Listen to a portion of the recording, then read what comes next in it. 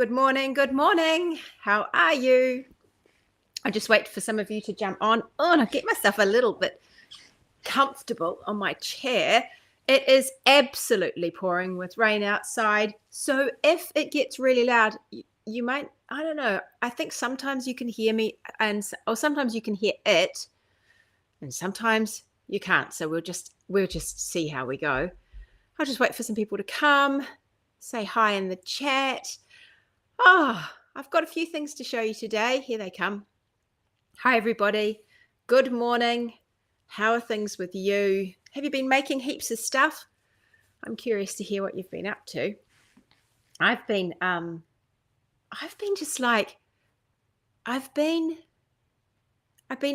it's like I'm re-exploring my designing. I'm having a really good time.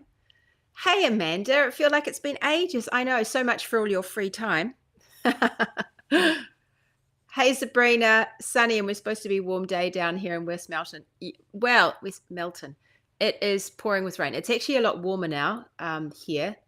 We didn't even have a fire last night, so it's definitely warmer. But it is wet. But, you know, what do you expect? This is Auckland weather. Hey, Alyssa, good morning. Nice to see you too. So yeah, I've been like going down this. I've just been really enjoying myself. I've been exploring what do I want to make? How do I want to make it? I've got this thing going on at the moment where I want to do everything better. I just want to do it better and better the best I can. So I'm on a bit of a learning thing. I'm doing lots of rethinking how I do things and diving back into things again. And you know how when you read something, you read it, 1 time, 3 times, you read it lots of times. And every time you read it, you see something different in it, or you hear something different in something you've said. And then you get to a point where you can almost hear it again and you can take it to another level because you missed some of the stuff in the beginning. It's really weird, I find. So anyway, I'm going back to things that I've had for years and years and looking at them again. And I think I'm sort of seeing them from another perspective. I'm really enjoying it. I'm really enjoying myself. It is so much fun. Yes, what is free time? Oh, I know. We all know, don't we? Good morning from a very cloudy Palmy. Hi, Tamsin. Nice to see you. How's Napier doing today? It's a lovely day with the other Tamsin in Raniora. Oh, that's nice. Well, I'm glad some of you are getting some fine weather. I'm talking to my daughter who is in Dunedin, and she tells me spring has sprung. And I said to her, I just miss those, those really demarcation between the seasons. I really miss that. I really like seasons. We just have blended seasons, blend into one.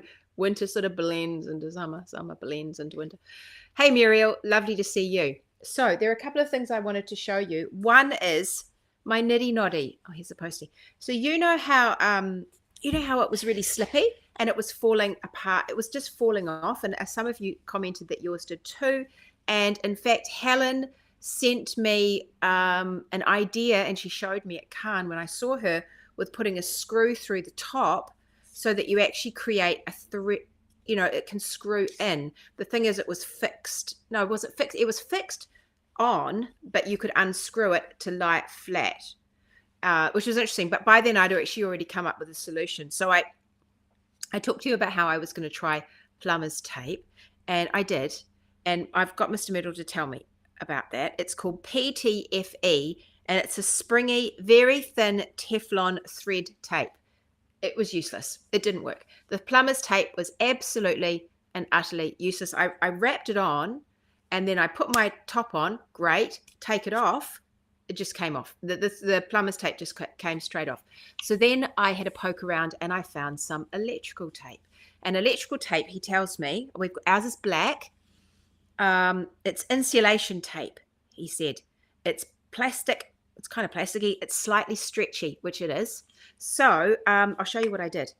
And now I can pull the ends off and everything stays put. And I'll show you. Look, it looks like nothing's on there, but yet there is. I had to do a bit of it experimenting for those of you who want to have a bash.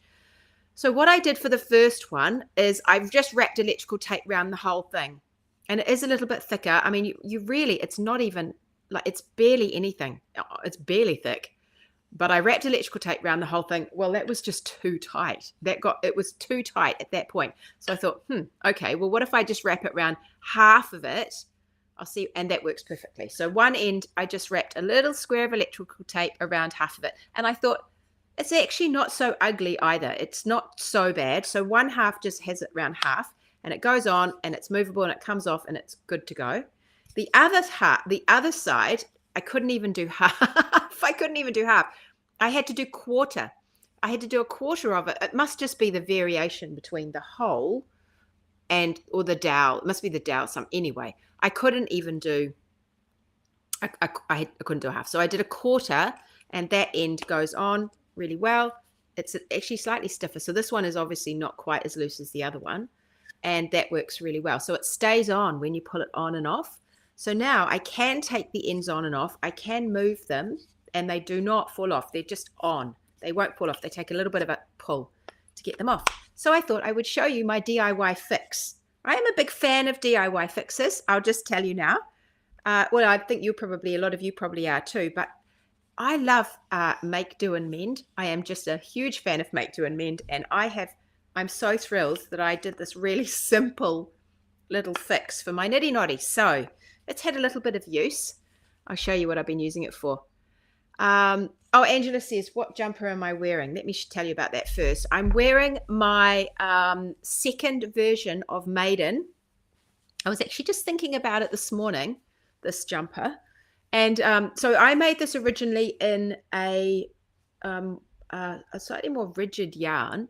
Originally, I made it in a 50% Falkland Merino, 50% linen. Remember, it's my sweatshirt. It's the pale blue one I've got with little, it's like an aqua blue, and it's got green and cream stripes. And on that one, I've actually got the stripes at the cuff, and under the bottom, I did a turned hem. It's got a high-low hem, and I did a turned hem for that one as well. And I wear that one a lot. I really like it, but it's got a little more rigidity. It's a blacker yarn from the UK, and it just doesn't have quite the oosh that this one does. So this one I made with a South African yarn. I want to say it's something like Wildflower, or I don't recall the name of the brand, but it's a South African yarn, and I think it's something like 90% merino, 10% linen. It's something like that, and it's a single spun.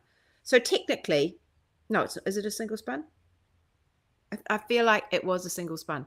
Technically, this isn't really a fantastic sweater yarn, but I love it. I really love it, and I think because of the way it's dyed, it's got a little bit pilly. It's not too bad, but because of the way it's dyed, you don't really notice the pills. Although there's not that many, to be honest.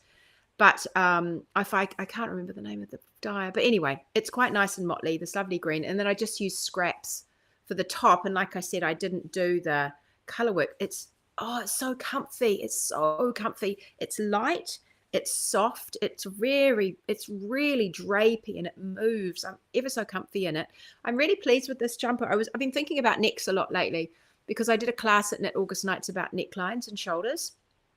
And so this is part of my, I'm just re-looking at all these things.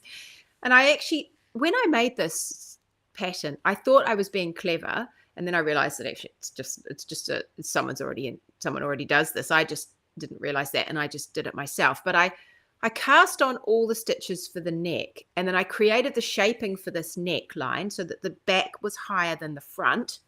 Because it has I don't know if you'll be able to see. The back is higher. See, it comes up there at my back, and then the front drops. And I created that with short rows, like I have on lots of other things. I did that classic short row wedge, but I incorporated the raglan shaping in the short rows. Oh my, there must be an easier way to do it mathematically. It just about blew my brain working out all the different sizes and who was increasing where. And I had to draw pictures. I drew a lot of pictures. But there must be something you can do. But anyway, it worked out in the end. I did it in the end. My pictures always help. And then so you increase with the raglan. But as you can imagine, because you start your increases halfway down the shoulder, you're actually increasing on that back raglan more then you're increasing on the front. I mean, you can see the height of the back one compared to the height of the front one. So you end up with different stitch counts at the back than you do at the front. There's a bigger stitch count at the back. Now, I think people have a different way of working it out once you get closer to the underarm.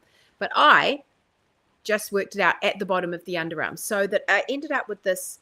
I really like the shaping in it. I think it fits really well. So I ended up with this, nice curve, more of a curve to your shaping. I wonder if you can see it. You can see it more in my back of my shoulder. So it goes out a bit, and then it starts to go down, and then it curves out under the arm. But the front has more of a kick out under the arm than the back, because we needed more stitches at the front, and this is where I wanted them. So I was really pleased with that when I did it, and I really loved the fit of the other one. And then I made this one. It's a lot sloppier, and I was thinking about it this morning, and I think I might, if I can go back on my scraps and find a little bit of this again, I might have a bash at just tightening up the neckline ever so slightly, because I started it by casting on the whole neckline, and that actually works fine in the other one because it's got that rigidity to the yarn. But this one, it does have a tendency, I don't know, I think I could pull it in ever so slightly, and I think I could just pull it in. So what I'm thinking, because I cast on the neckband first, so it's got a lot of, stretch in it, and then I did my increases.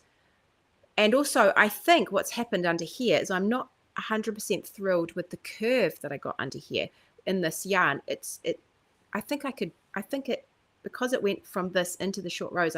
Anyway, I feel like what I could do is I might either have a bash at just pulling it all in with a little bit of, I don't know, hat elastic or something, or I'll just pick it up at the bottom of the band, I'll bind it off, and then I will pick it up again, and I'll just knit the band up, and I just might do slightly smaller needles, and that should fix it. I think I will see, I'm fairly certain I will see a significant change to the neckline if I did that. So I was thinking about that this morning, and I thought, maybe I should do that. I might do it with the Wardrobe Toolboxes and show them how I do it, if I do it. I've got some plans. I'm planning at the moment Wardrobe Toolbox for, I've pretty much planned next season, and I'm already thinking about season 9, but I'm actually thinking, maybe I'll swap something out next season and put in this neckline stuff into season 8, which starts in October. So that reminds me, if you want to come and join us in Wardrobe Toolbox, now's the time to start thinking about it, because the doors open in about 10 days. What's the date today? It's the 7th. Yeah, because the doors open in 11 days. So they'll be open for 10 days, and you can come and join us. We only open twice a year. And we do that because we just methodically go through our season, and it's rather than have people join all the time, I like to invite a whole lot of people in. Lots of people come in at the same time. There's always people that are there all the time. There are a lot of people that have been there right since the beginning, and which is 3.5 years ago. But people come in all together, and then off we go. We all just do the next season together, and it's nice. It's really nice. I like that, rather than just dropping in and out at any old time, because we work on monthly themes and all sorts of things. So we open the door twice a year, September and March. So September we're about to open again, and that's it. It'll close on the 28th. So if you want to join us, now's the time. You can join up for a month at a time. So if you are not 100% sure and you just want to see how it goes, you can leave at any time, but you just pay a month in advance. So you'll pay for the month, you do the month. If you want to leave, you say, I don't want to come next month, it's absolutely fine. Or you get a discount if you decide to join for the entire 6-month season. And so then you're in. And then you can decide at the end of the season if you want to join for the next season. So it's kind of flexible like that.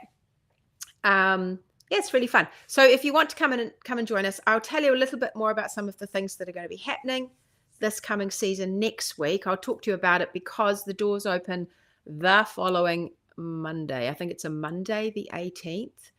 And it's really good. And if you do join, what happens is you get scooped into the last of our knit night, our last knit night for season 7. So you'll get to come and, you get to join the community immediately when you sign up. And then you get to join our last knit night, and then everything officially starts in October. So I'll tell you all about that next week. But if you want to just stay in the loop and know what's happening and see if you want to join us, get on my mini mag list, which is trulymyrtle.com/mini mag, or just join at the website wardrobetoolbox.com. I wrestle with how to manage these two things. I just do little changes often to just, as we evolve. It's fun doing little changes, and I most seasons will do a survey with you, and you get a free pattern, and you can tell me what you like, and then I try and incorporate the things that everybody likes or wants or desires where I can. So yeah, it's really helpful to get your feedback. And I can't remember why I started saying that, except that the door's open soon. Anyway, enough about that. I will tell you about it next week. But oh yes, my mini mag. So get on my mini mag list, and I'll just tell you. I'll just say, hey, it's open now. Come and join us. That'll be really fun. It's so much fun. It is so much fun. It's really nice having this rhythm to your week, a rhythm to your month. It just keeps pulling you back into this making mindset, and a knitting mindset, and a making things for yourself. And it's, yes, carve out a bit of time. It's that sort of mindset. And then we're learning how to do things all the way along. So if you're finding that you're making things and you're just not thrilled about the fit, or you feel like you just want to push yourself a little bit further and really focus on getting fit right, or style, what do I want to wear, figuring out that, or we cover all sorts of things, techniques and yarn. And if you're feeling like that's you, and or if you just need a real mojo injection, this is the thing to do. It's really, it's delivered to you. It's an easy way of just, injecting yourself with a bit of fun. Anyway, I know a lot of you are already Wardrobe Toolbox members that are watching. So, because heaps of you are Wardrobe Toolbox members, and it's so fun meeting you in public. And it was funny at Cannes, actually. It was really nice to see so many Wardrobe Toolbox at Knit August nights, not last weekend, but the weekend before, and how many people were saying, oh, what is this Wardrobe Toolbox? And then there were gaggles of you saying, oh my gosh, Wardrobe Toolbox, you'd love it. And everyone was talking about it. And it was so nice. I really enjoyed that. It's very gratifying. I put such a lot of work into it, and I really love it that you love it too. Okay. We're in the fake spring that comes before the second winter, before the actual spring. That sounds about right, Amanda. It sounds exactly about right. The fake spring. Yeah. It teases us with spring, and you certainly will be down there near Christchurch. It's a sunny day in New Plymouth. Amazing how different it can be. And it's a gorgeous day in the Wairarapa. Amazing. Here's somebody. I've wondered about making one with a shallow V neckline if I can figure it out. Well, you can figure it out.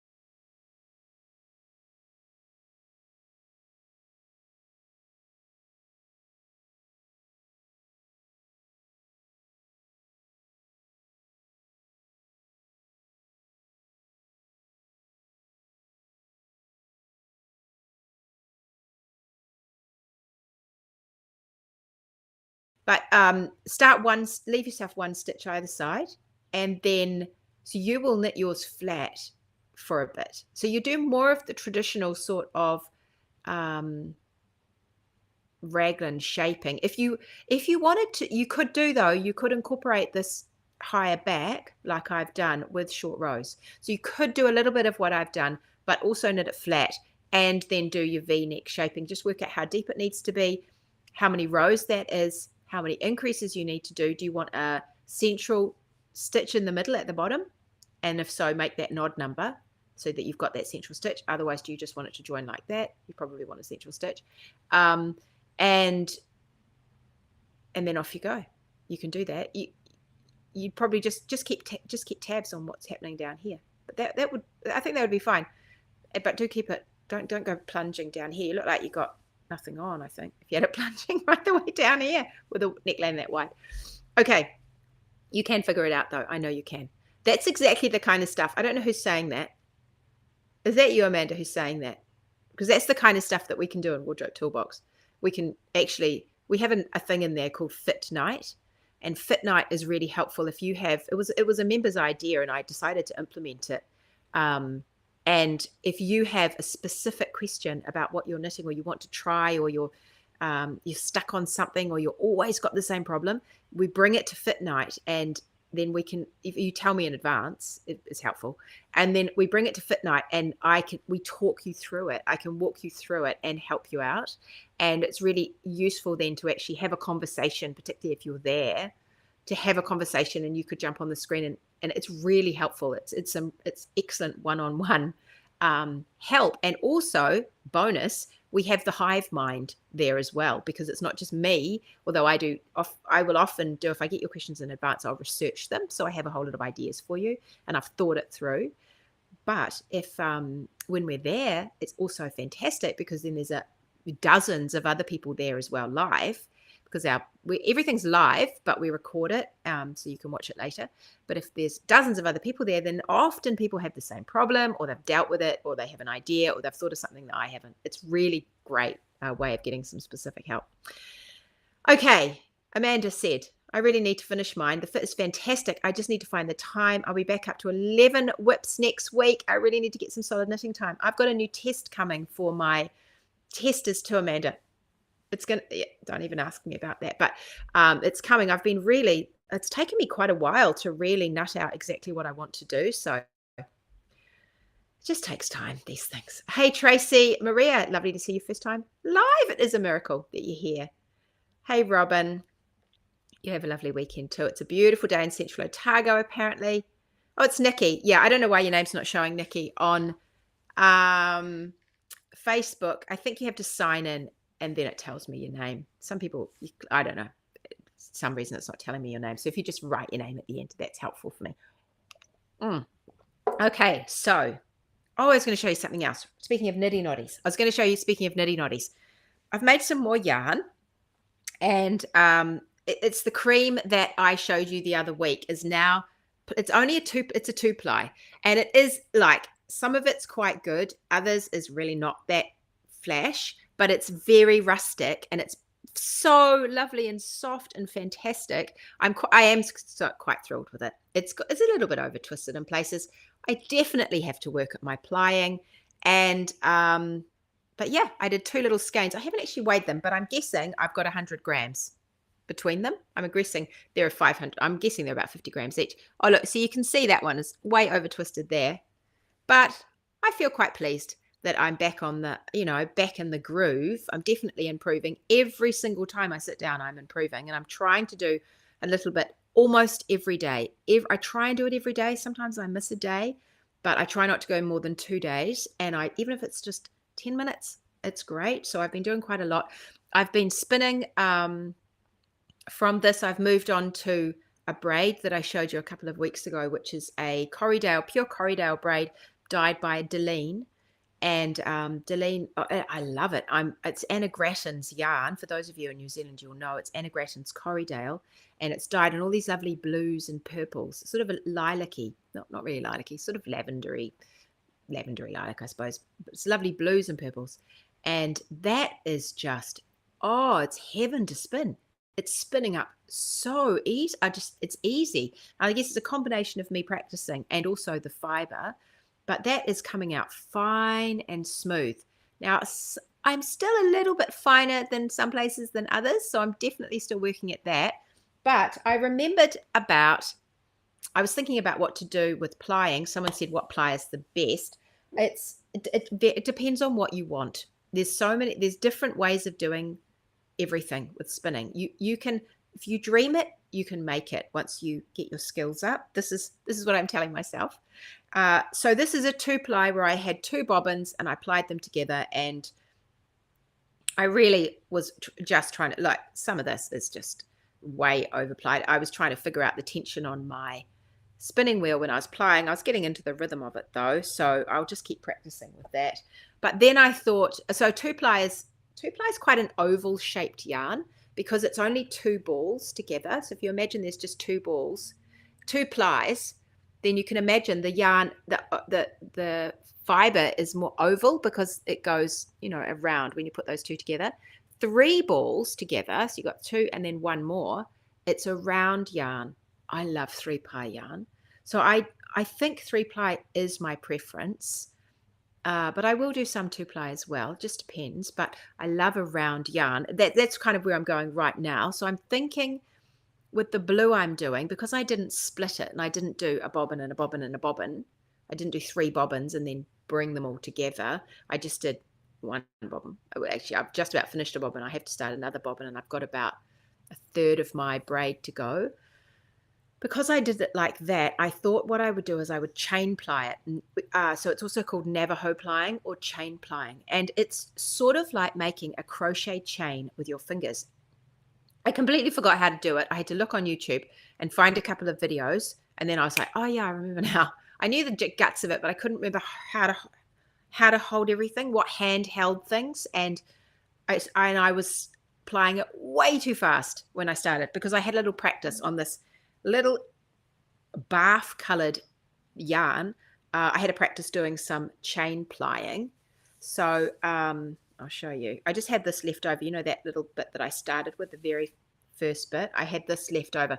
This is way overspun. It was way, I started getting it together. So there are a few pieces in here where I'm starting to get it together. But look, look at that. It's really dodgy. But that was my experiment when I was chain plying, just to remind myself how to do it. But actually, look, that's quite nice. Oh, no, it's a little bit overspun there. It's overspun there. Look, some of it's just way too tight. Maybe that one is nicer. No, that's also really, really ropey.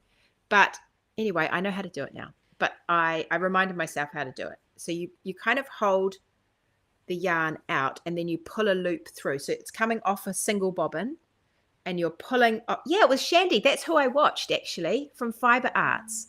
Thank you. I've forgotten who I watched. I watched a couple, but hers was great. Shandy, Chandi, from Expression Fiber Arts, had a really good video on chain plying. She's got this big old-fashioned wheel, this huge spinning wheel, big wheel on her spinning wheel.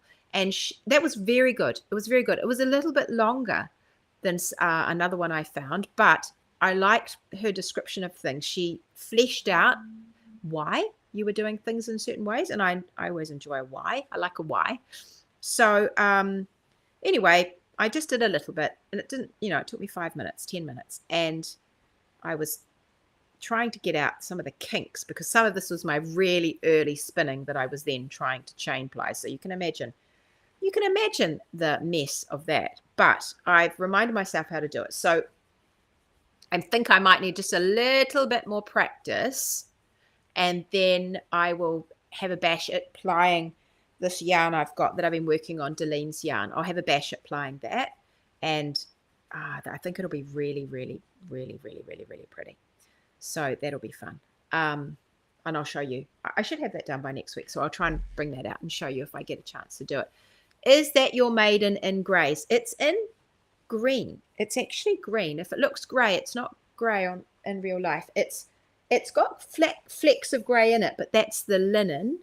It's dark green and mossy green and light. It's forest. It's definitely forest, but it's and moss. It's forest and meets moss kind of greens. It's the one that I started for my daughter. Do you remember? It's the one I started for my daughter because we were the same through here. But she needed bust darts, and then she told me she didn't think she'd wear that. Actually, Mum, don't think that's really my style. So I don't really want it. So I thought, great, I'll have it, and I've loved it. So that's good. Now she's making her own. Hi, Maureen. Nice to see you. She's got. Oh, Amanda says that Shandy has also got a really good video on continental knitting, and you taught yourself from her. Yeah, I've been thinking about the continental knitting again. I'm just so fast with the other one, and I don't have the time right now to stop and relearn how to knit. So I have done it before. I did all those dishcloths. Do you remember, in cotton? Well, you might not remember because it was so many years ago. I think it was over 10 years ago. No, maybe it was 8 years ago. Anyway, long years ago. I know some of you have been here that long because I was talking to someone recently who told me they'd followed me right from the beginning, which is amazing. We've had a long friendship. That is a long friendship. That's like 12 years. So, continental knitting. Yeah, I have tried. I could never master the purl, Amanda. It was like trying to do some sort of contortionist gymnastic thing. And I am quite a flexible person, but for goodness sake, that was just out of control. So I gave up. I did garter for my dishcloths mostly, and I will just I'll have a go another day. But that's good to know because I really enjoyed Shandy's video. I imagine it's Shandy. I really enjoyed her video because she explained a little bit about why she was doing certain things or why you might choose to do it like this, and I enjoyed that. Happy mistakes are great for art yarn weaving. I'd love to do some weaving, but there's only so many hours of my day. But yes, that's true. It would be great for art yarn weaving. I've certainly got some of that. Facebook user calls it speed knitting. Yes, speed knitting. Good morning from a wild, windy Fortrose, Southland. No white baiting today, but it's great to catch me live. Oh, white baiting. Fun, Karen. Someone said Beck says, my tension is so loose with continental knitting and my purl is hopeless. Yeah, that sounds like me, Beck. I haven't mastered the tensioning in my left hand, which is odd because I'm left-handed, but I'm very right dominant for so many things. And so I really easily, and I have very even knitting, excuse me, because I've figured out the tensioning in my hand for my right hand. So trying to change that again, it's just a big hurdle that I just don't quite have time for. But I would like to do it because I think I just want to be able to do it. I think I would like to be able to do it. So one day I'll have a bash. Hi, Wendy. It's so nice to see you. First time in about 6 months YouTubers work for you. Oh, brilliant. Oh, it's lovely to see you, Wendy. Okay, so finally, let me just have a little cough. Have a drink. Because that frog is back. Right. Speaking I don't know what of, but finally, look at this, people. Look at this. It is finished. I had to prise it from my daughter's warm body because she cannot take it off. But I have made her maiden in the Truly Myrtle yarn. This is one of the new colors, the blue. It is beautiful. It is beautiful, beautiful blue. And I think it will suit almost everybody. My daughter has reasonably cool undertones to her skin, and she has very blue eyes. But I think, well, I have cool undertones too, but it is a beautiful, beautiful cornflowery blue. It's just lovely. I love it. Anyway, so this is her wave crest. I was just about to say Wayfarer. It's wave crest, isn't it? That I did, and I've modified it. So let me talk you through some of the modifications. Firstly, I used a completely different yarn. I used the Truly Myrtle Sport Weight yarn. And as you know, that's quite a farmy yarn. It's a proper wool yarn. If you want a classic look, this is classic wool yarn. It's a worsted spun yarn, so it's reasonably smooth, but it still has a little bit of fluffiness to it. This particular batch that I have is really soft. And Marie said it's actually a little bit different. They've got a slightly different supplier for this last batch. So it's very soft. It was noticeably, I don't find it scratchy in the slightest anyway, but this really, I was thinking, whoa, this is soft. This is actually like really soft. It's delicious. So, but it definitely is a traditional wool jersey look. If you want something classic that will last you forever, it will never go out of style. This woolen yarn look will never go out of style. So if you want something like that, this is your yarn. So that's the first thing I did. So compared to my original, which was knitted in, it was a tweedy yarn, but it was a slinky yarn. It was a more of a drapey kind of yarn. This is a different look. This is very classic color work yoke sort of look. So that's the first thing I did. And because my stitch count was a little different, I had to do a bit of jiggery pokery with the gauge. So I had to look and figure out what size to knit. And the other thing I did was well, first of all, I'll tell you about what I did with the colors. So I've used a couple of other colors. I used Bliss, which is the green one. That's another new one from the last lot that came out, the last lot of 4. There was Bliss and Clarity and Happiness and Trust, the 4 of them. 2, a blue and a green, and then a rusty brick kind of red. Absolutely beautiful. That's Trust. And then an electrically, Happiness. Happiness is fantastic. I'm knitting something in Happiness at the moment, but I've put it down for a while. I'll come back to it. So this is Bliss in here, the green. It's a beautiful sage green. Look, I'll show it to you here. I've actually been using it for something I'm doing at the moment. I adore this color. It's lovely. So there's that one.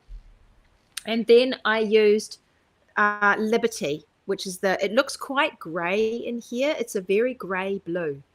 It can look very blue when it's on its own, like a duck egg blue. But when it's mixed with these ones, it takes on more of a gray hue. Anyway, she chose the colors together. She wanted that sort of soft palette. I'll put it for the back. And I've mixed up how I do it because it's meant to be a 2-color color work. It's slipped stitch color work. Easy peasy. But I changed it to 3 colors. So I just mixed it up and did it differently. So it has a slightly different look to it. And then the last thing I did was, I also put color work on the cuffs because we thought that was cute. So we chucked the same color work and just popped it on the cuffs, and that's easy enough to do because you just find a stitch count that works with the little repeat. Look at that, I've got another bit of yarn on her. And then Maureen's saying, how soft? Soft. Okay, let me describe. Like you can feel how soft. It's not like a baby's bottom soft. It's not like marshmallow soft. It's not marshmallows. It's not cashmere soft. It's not, oh my gosh, this is going to pill out of control soft. It's not soft like that. It is, it's soft with structure. So you can feel that it's a woolen yarn, but it's just not scratchy. How about that? It's just not scratchy. I love it. I can wear this with bare skin, and my daughter, who's quite finicky about things like that with her skin, she wears it on her bare skin, so it's fine. It would be fantastic to somehow group the colors into cool and warm undertones and neutral to make it easier to pick. Yes, that would be great, actually, Angela. I have a funny suspicion that most of mine are actually warm undertones, cool undertones, because I think that's what I gravitate towards. But I will assess them and I will see. It's lamb's wool soft. Tamsin, that's it. Tamsin, you've hit the nail on the head. It's lamb's wool soft. It's not mummy you soft. It's not daddy ram soft. It's lamb's wool soft. That's what it is. This frog, hang on. Right. Yeah, it's lamb's wool. It's like a lamb. Think lamb. Go and touch a lamb. There's lambs everywhere at the moment here in New Zealand. They're everywhere. They're all around me. All the paddocks out there. Lambs.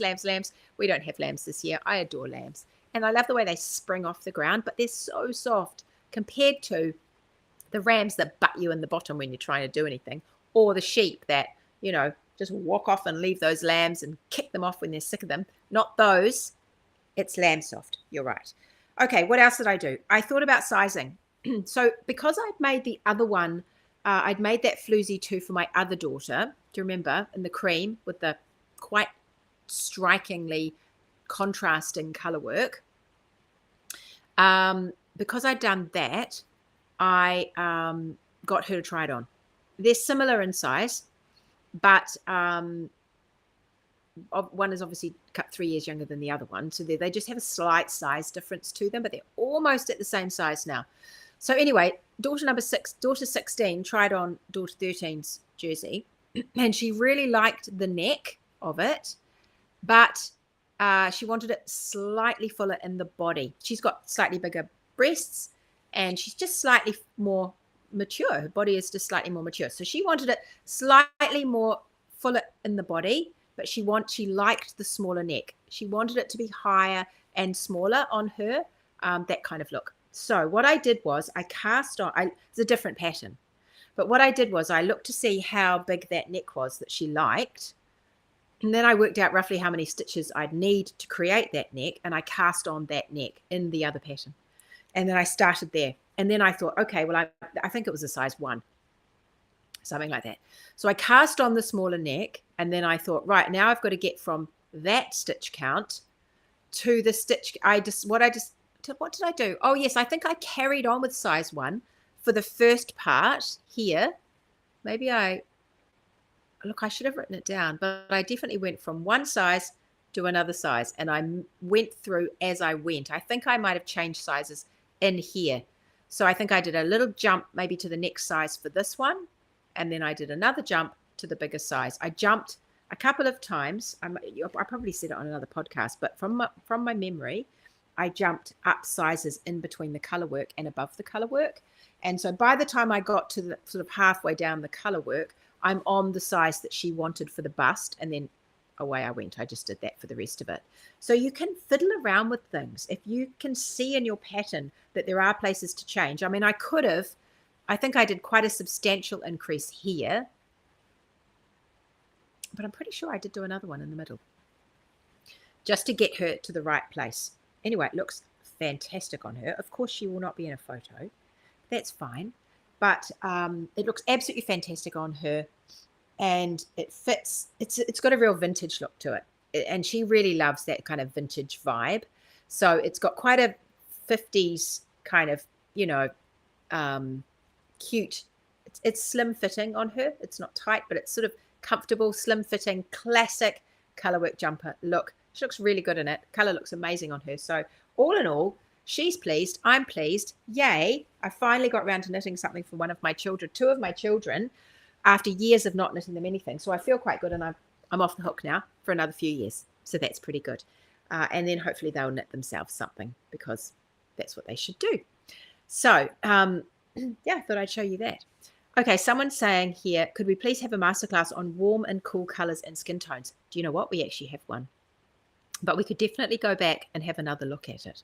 So if you go right, if you search up in color on Wardrobe Toolbox, if you go to the search page and then look up color, put it into the search bar, color, and it was Katrine who ran that class for us. So you could look up Katrine, Catrien. But if you just put up color and skin tone, words like that, it will pop up with that masterclass. And I think you will really enjoy it. She actually did 2 sessions with us.